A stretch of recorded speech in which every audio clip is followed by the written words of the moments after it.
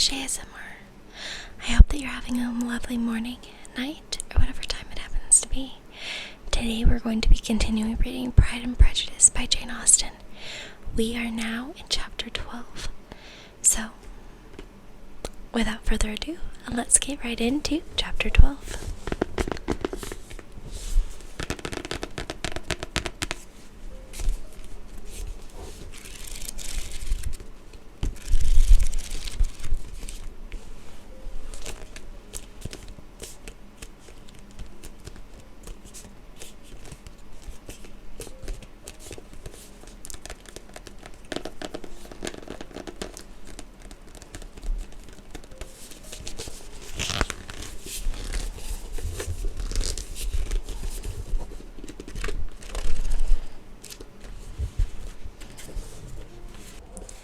Chapter 12.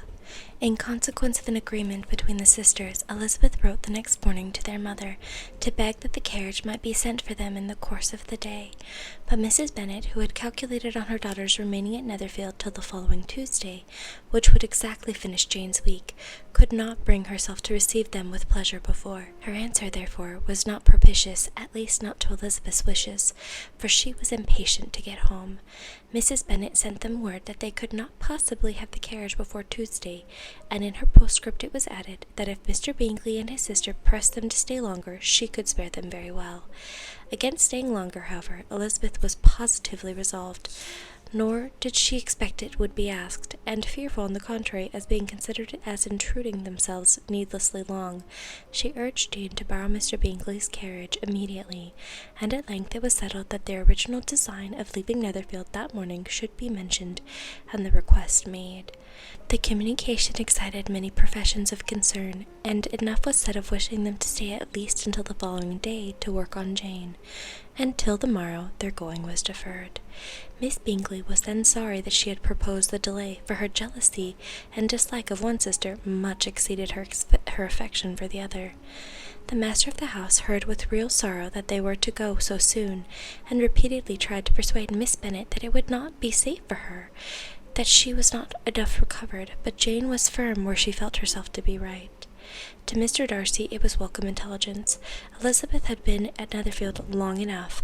She attracted him more than he liked, and Miss Bingley was uncivil to her, and more teasing than usual to himself. He wisely resolved to be particularly careful that no sign of admiration should now escape him, nothing that could elevate her with the hope of influencing his felicity. Sensible that if such an idea had been suggested, his behaviour during the last day must have material weight in confirming or crushing it.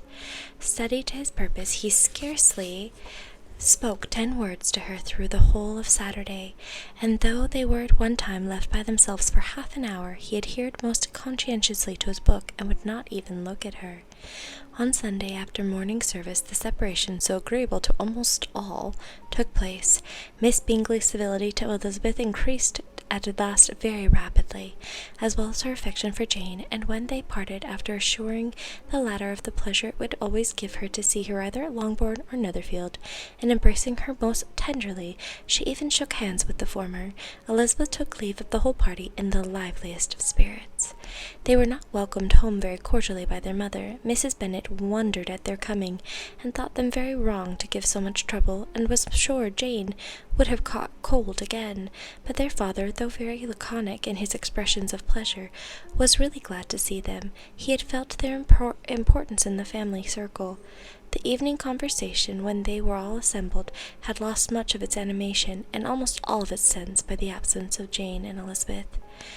They found Mary, as usual, deep in the study of thorough base and human nature, and had some extracts to admire, and some new observations of threadbare morality to listen to. Catherine and Lydia had information for them of a different sort. Much had been done, and much had been said in the regiment since the preceding Wednesday. Several of the officers had dined lately with their uncle. A private had been flogged, and it had actually been hinted that Colonel Forster was going to be married.